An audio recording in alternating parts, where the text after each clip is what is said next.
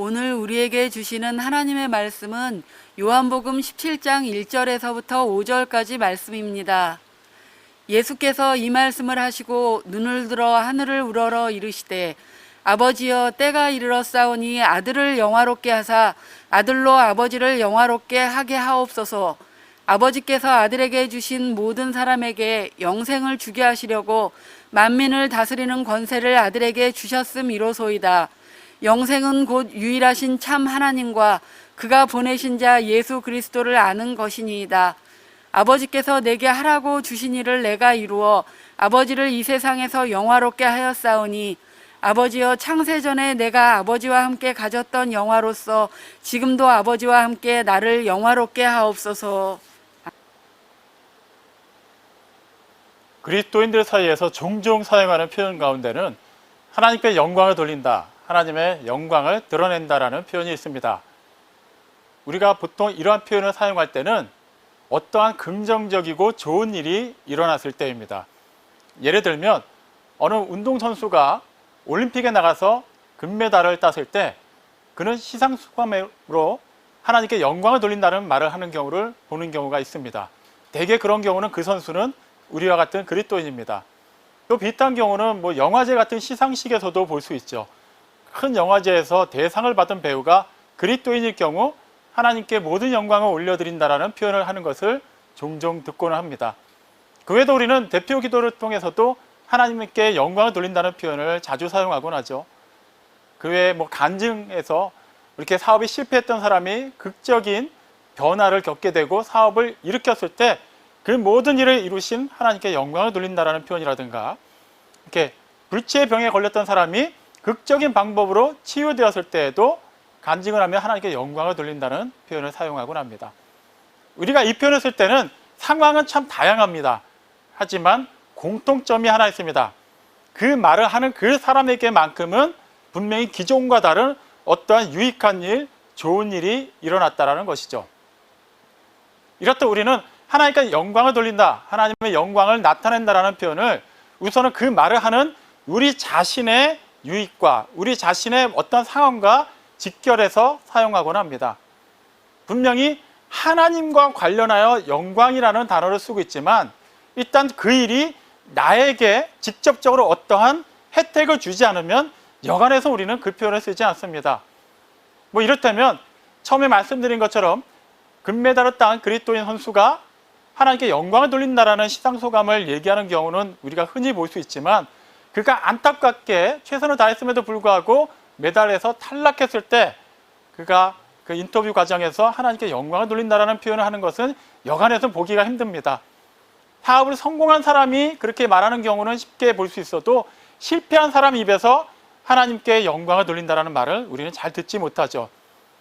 불치의 병에 걸려서 회생 불가능한 사람, 시한부 인생을 살고 있는 사람이 자신의 삶을 통해 하나님의 영광을 나타내겠다라고 말하는 경우도 흔치는 않습니다. 이렇듯 우리는 우리 자신에게 어떠한 이익이 있는가를 기본적인 전제 조건으로 한 상태에서 하나님의 영광에 대해서 정의하고 규정하는 경향이 있습니다. 하지만 이러한 것은 아무리 그 표현 자체가 성경적이라 하고 믿음의 사람들 사이에서의 나누는 대화를 할지라도 결코 성경이 말하는 영광과는 거리가 멀다라는 것을 알아야만 합니다.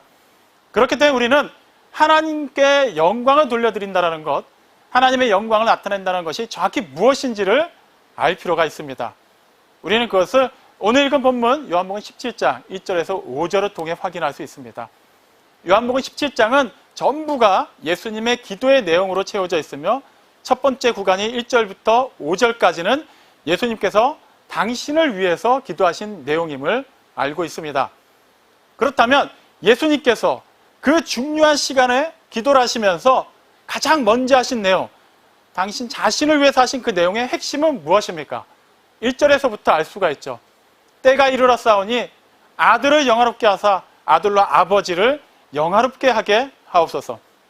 십자가의 때가 다가오는 그때 예수님께서는 그 어려운 일과 그 고난과 그 극한의 고통과 영원 전부터 헤어진 적이 없었던 아버지와의 그 분리를 놓고 심히 갈등하셔야만 했습니다. 하지만 하나님의 뜻을 이루기 위해서, 하나님께 영광을 올려드리기 위해서, 그 일을 기꺼이 감당할 수 있는 힘을 달라고 기도하셨습니다.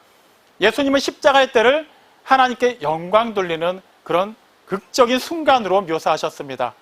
그리고 4절에서도 비슷한 말씀을 하십니다. 아버지께서 내게 말씀하신 것, 내게 하라고 명하신 것을 내가 다 이루어 아버지를 세상에서 영화롭게 하였습니다라고 말씀하셨습니다. 다시 말하면 예수님께서 살아내신 지상에서의 모든 삶은 십자가만을 위한 것이 아니라 그 모든 순간순간이 곧 하나님 아버지의 영광을 나타내기 위함이었음을 알 수 있습니다. 그렇다면 예수님께서 아버지께서 하라고 주신 일, 그 이루셨고 궁극적으로 이루실 그 일은 무엇을 의미하고 있습니까?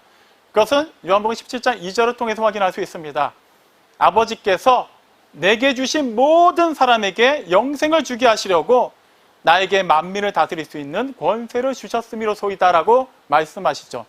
다시 말하면 예수님께서 이 땅에 오셔서 하신 일, 그 일로 말미암아 하나님 아버지께 영광을 돌리기 위했던 그 일은 바로 하나님께서 예정하신 그 잃어버림 받은 모든 사람들을 하나님 앞으로 데리고 나오는, 그들의 영혼을 구원하는 일이었습니다.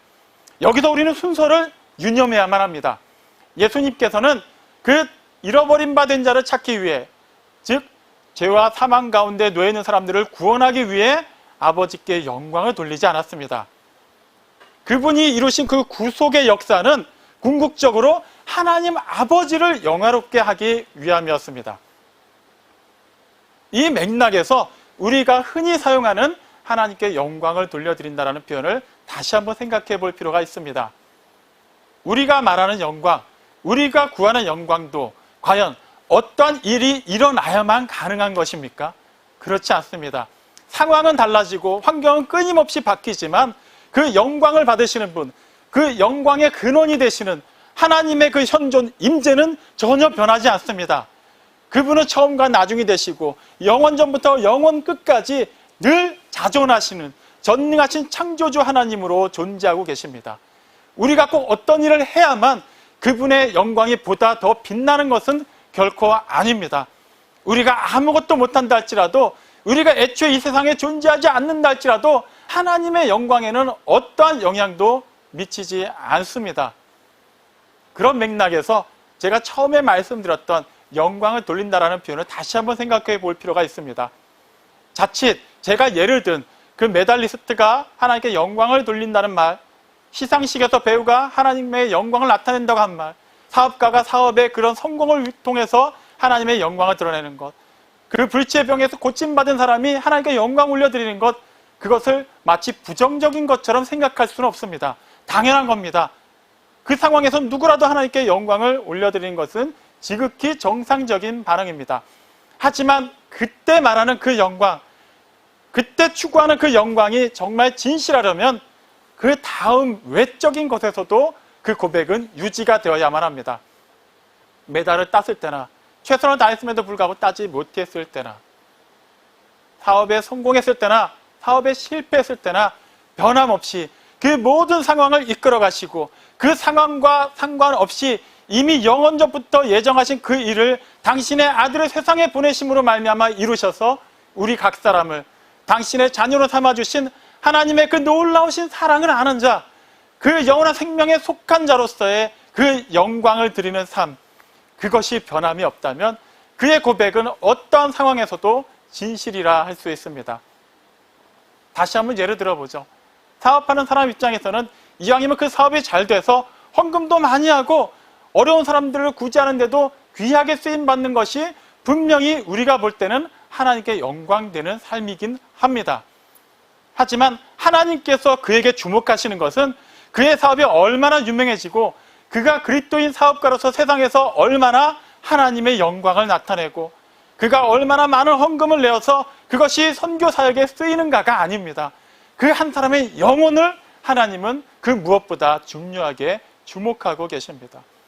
그렇기 때문에 그가 사업을 준비하는 과정에 했던, 사업이 잘 되었던, 잘 되지 못해서 낙심 가운데 있을지라도 그 과정에서 그가 인간적으로 희비의 상황에 놓일 수는 있지만 그를 구원하시고 그를 영원히 당신의 자녀로 삼아주신 하나님의 그 사랑과 공의가 변함이 없다는 것을 알고 있다면 그는 결코 자신의 실패가, 자신이 그 두려움 가운데 있는 그 상황 자체가 하나님으로부터 버림받은 것이 아니라는 것을 알게 될 것입니다. 하나님께서는 당신의 자녀를 버리신 경우가 딱 한 번밖에 없습니다.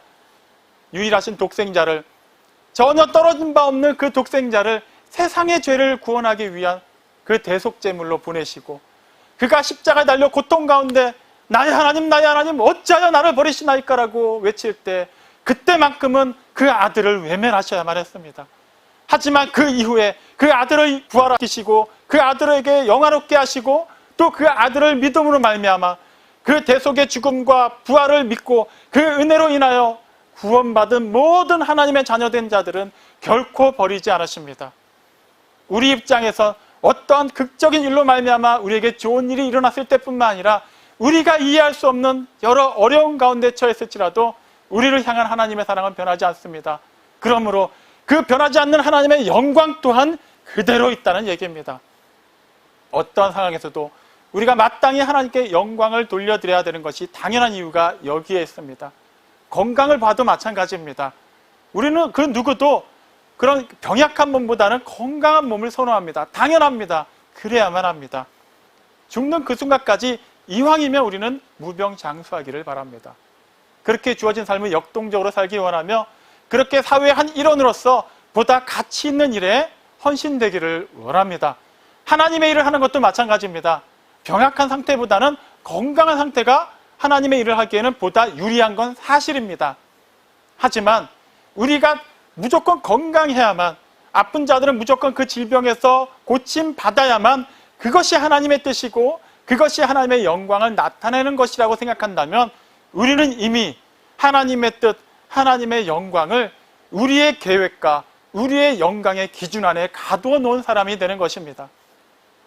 어떠한 상황에서도 우리가 약할 때나 강할 때나 가난할 때나 부할 때나 그 모든 상황과 상관없이 그 모든 것을 주관하시고 이끌어 가시고 그 속에서 예비하신 은혜로 채워주시는 우리 아버지 하나님을 인하여서 즐거워하고 감사할 수 있는 사람, 그렇게 기뻐하고 그 소망 가운데 참아내고 기도할 수 있는 사람, 그 사람이야말로 그 삶을 하나님께 영광을 돌리는 삶으로 살아낼 수 있는 것입니다. 고린도후서 12장 7절에 보면 우리가 잘 알고 있는 사도 바울의 간증이 기록되어 있습니다. 그에게는 정확히 무엇인지는 알 수 없지만 육체의 가시가 있었습니다. 그는 그것이 너무나도 괴로웠기 때문에 심지어는 사탄의 사자라고까지 표현했습니다.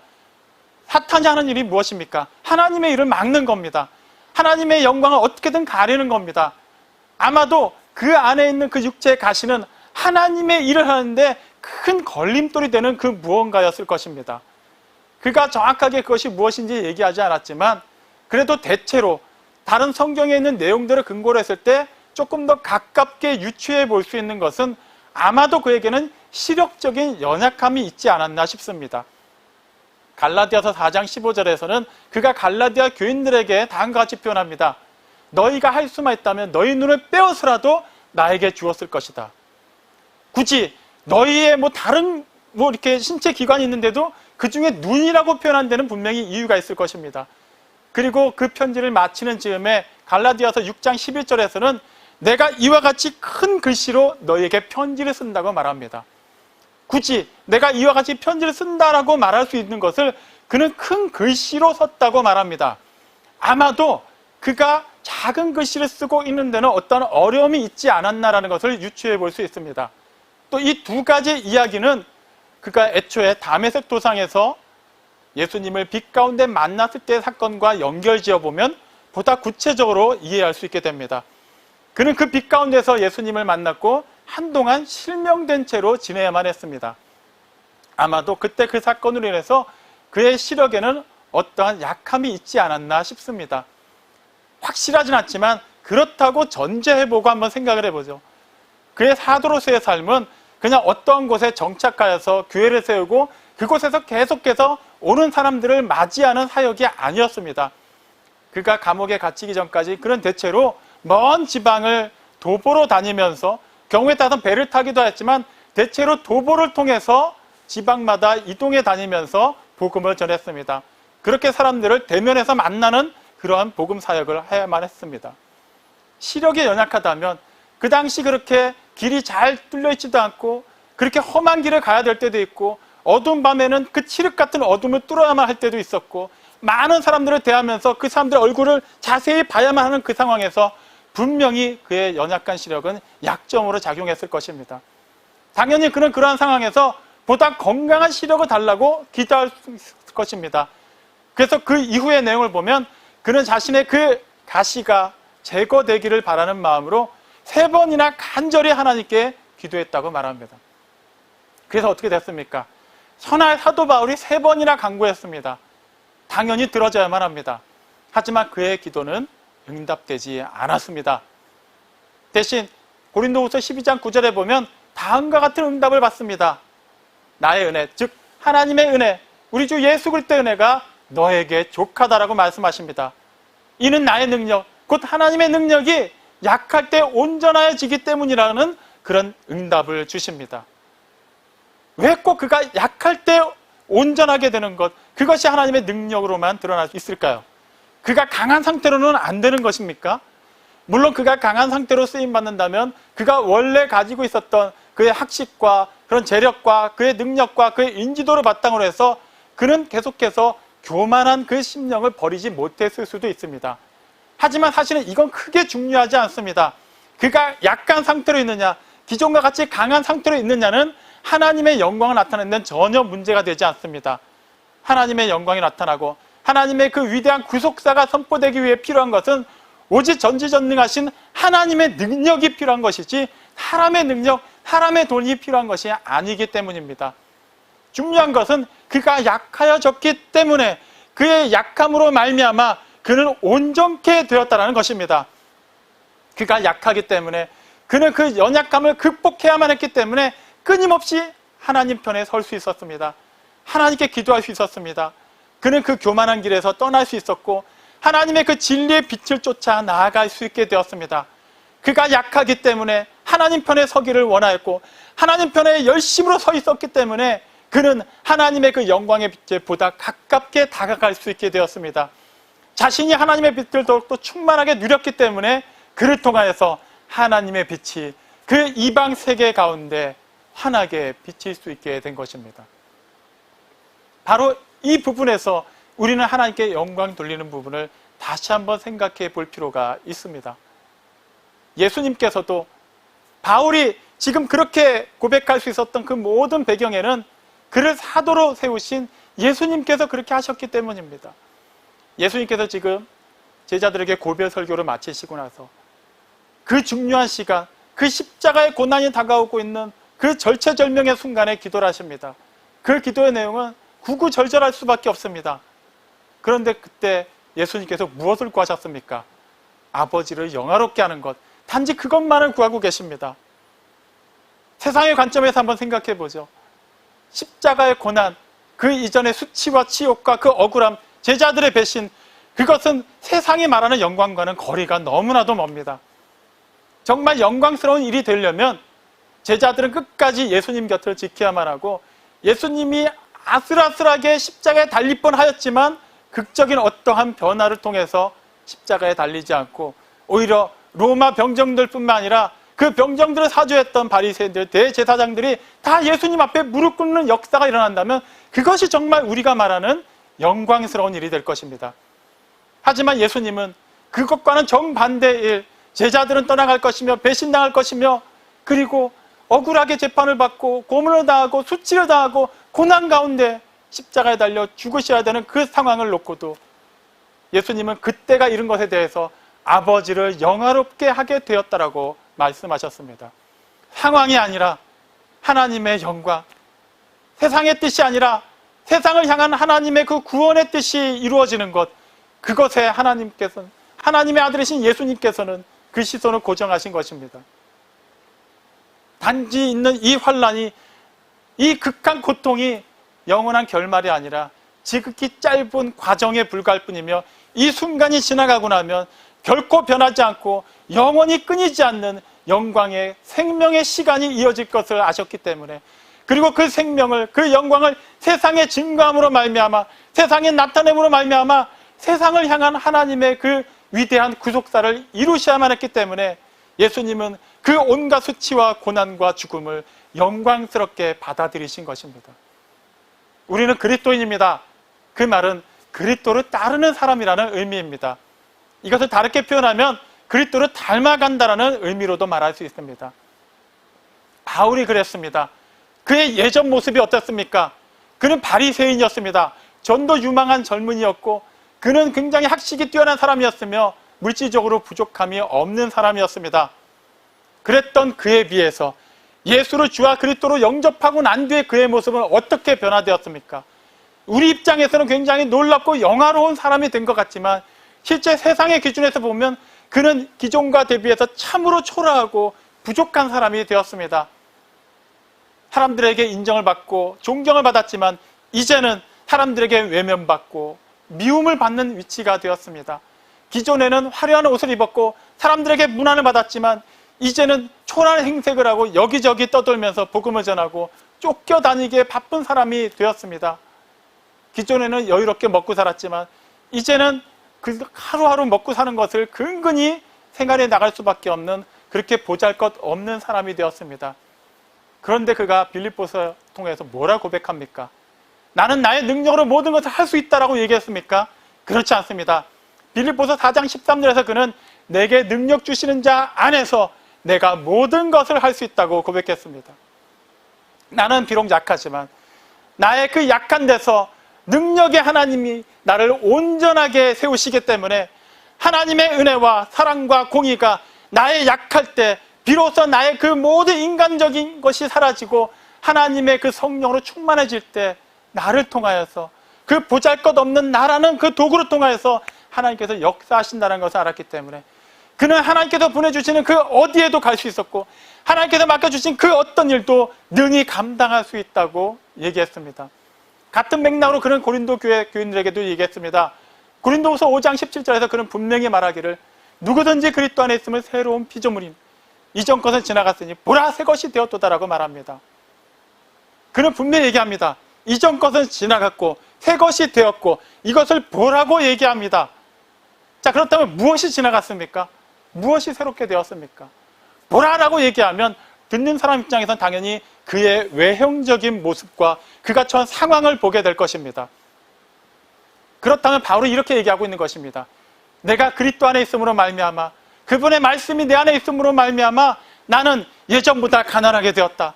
나는 예전보다 매를 많이 맞는 사람이 되었다. 나는 예전보다 많이 헐벗고 많이 굶주리고 많이 목말라하고 많이 죽을 고비를 넘기는 사람이 되었다. 보라, 그렇게 나는 변화되었다라고 얘기하고 있는 것입니다.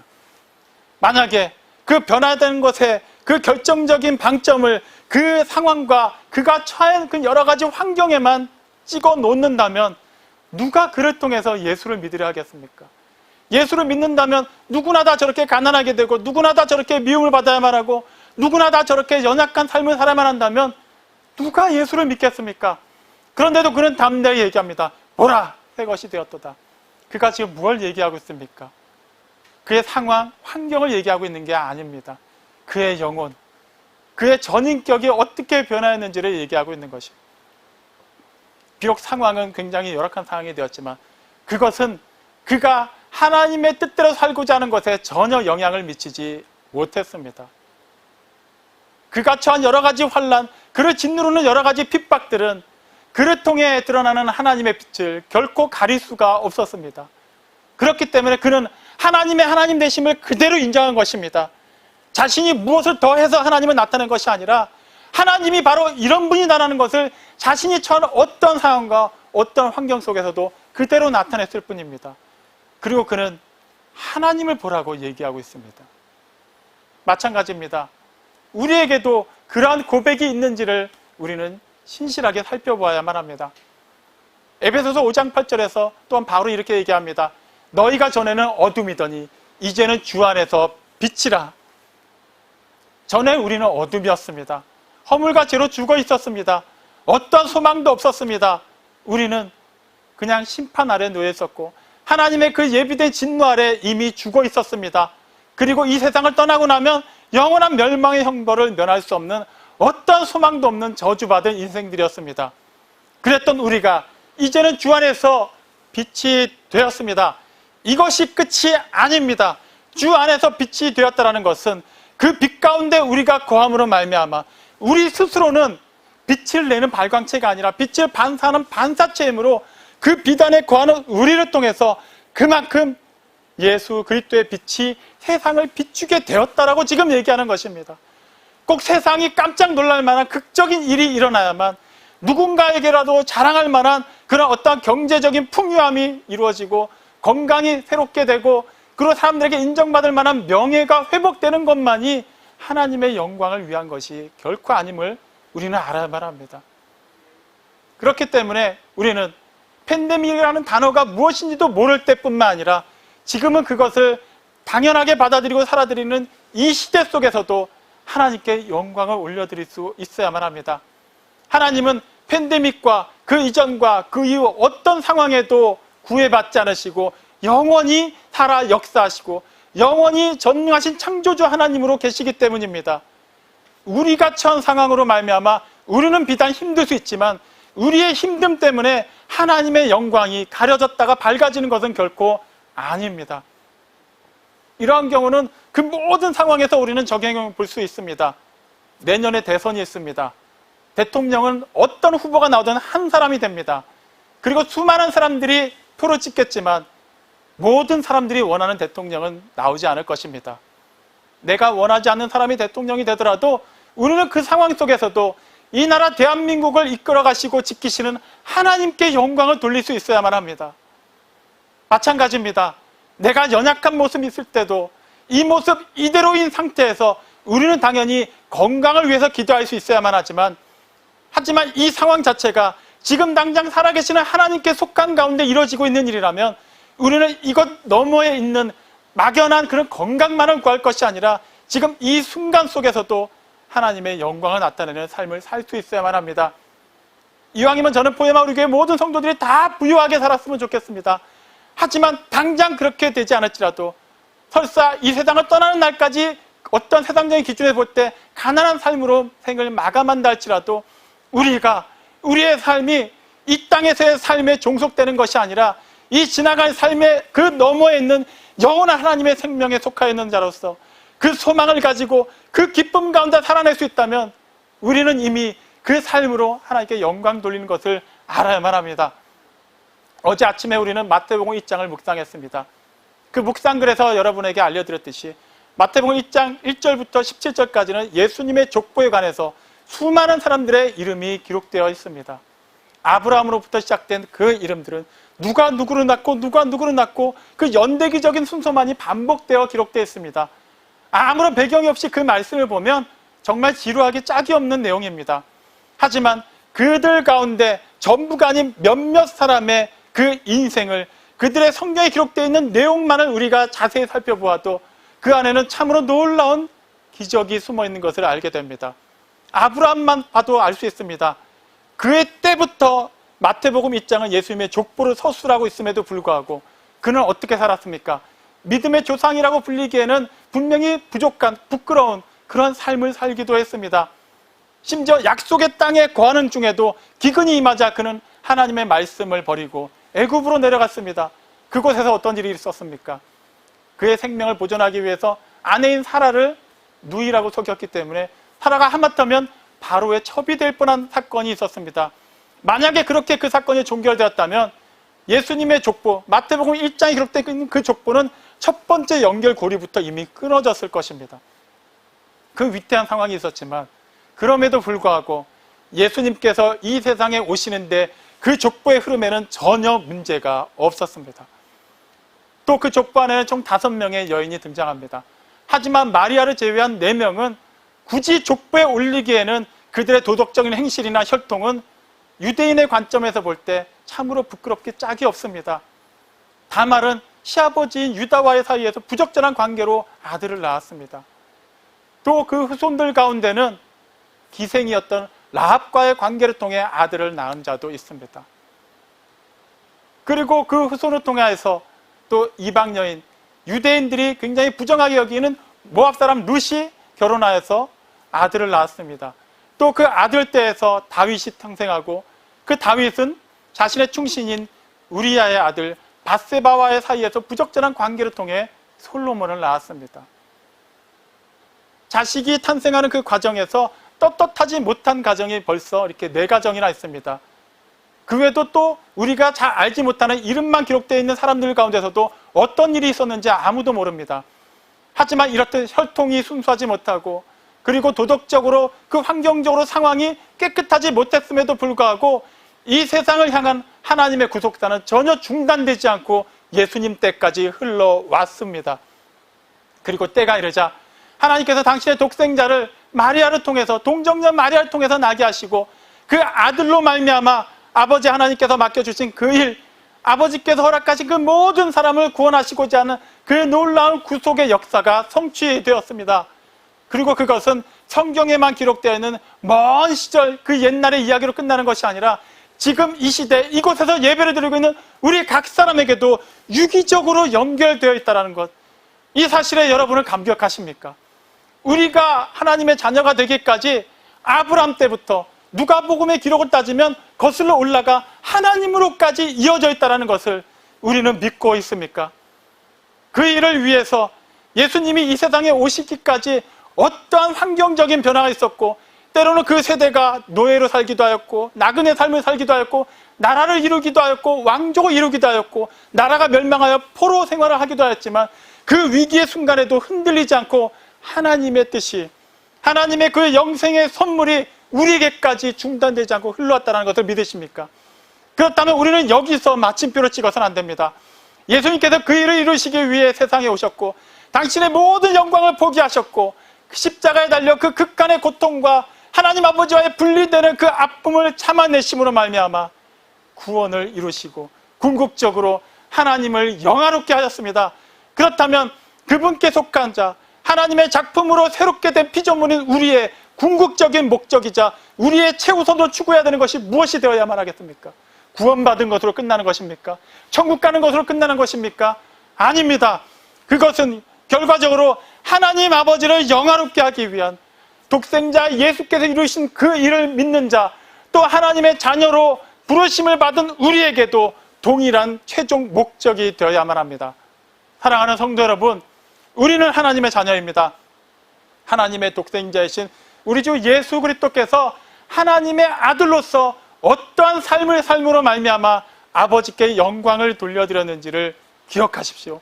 그리고 하나님의 자녀된 자로서 우리도 하나님의 그 영광을 나타내기 위해서 주어진 삶을, 하나님께서 허락하신 이 생명의 시간을 하나님의 그 하나님 되심을 드러내는 것을 위하여 헌신하시기 바랍니다. 우리가 진실로 하나님께 속하였음을 믿으십니까? 우리 안에 하나님의 말씀이 있고 우리가 하나님께 속하였다는 것을 의심하지 않고 믿으십니까? 그렇다면 그 빛이신 하나님께 속한 자로서, 그 빛 가운데 거하는 자로서, 그 빛을 증거하는 자로서 영광스럽게 주어진 삶을 살아내십시오. 마음이 아플 수 있습니다. 몸이 아플 수 있습니다. 경제적인 부족함으로 고통 가운데 있을 수 있습니다. 취업 문제로 고민하는 자녀가 있습니까? 결혼 문제로 고민하는 자녀가 있습니까? 배우자와의 갈등이 있습니까? 아직 믿지 않는 가족으로 인해서 신음하며 기도하고 있습니까? 무엇을 해야 되겠습니까? 무엇을 한다고 생각하기 전에 그 모든 상황을 이끌어 가시는 하나님께 속하기를 힘쓰시기 바랍니다. 태초에 계셨던 말씀, 그 말씀이 모든 것을 창조하시고 육신이 되어 우리 가운데 오셨으며 기록된 말씀으로 우리에게 다가오셨습니다. 그 말씀을 주야로 묵상하십시오. 그 말씀을 우리의 입에서 떠나지 말게 함으로 말미암아 우리에게 놓여진 그 길을 갈 때 하나님께서 우리 각 사람에게 주어진 그 모든 일을 통하여 형통하게 하실 것입니다. 그렇게 형통한 삶으로, 그렇게 하나님을 드러내는 삶으로 하나님 진실로 영광롭게 하며 그렇게 하나님의 영광을 나타내며 그렇게 영광스러운 삶을 살고 영광스러운 가정의 일원이 되며 영광스러운 주님의 몸된 교회의 지체가 되기를 주님의 이름으로 축원합니다. 아멘.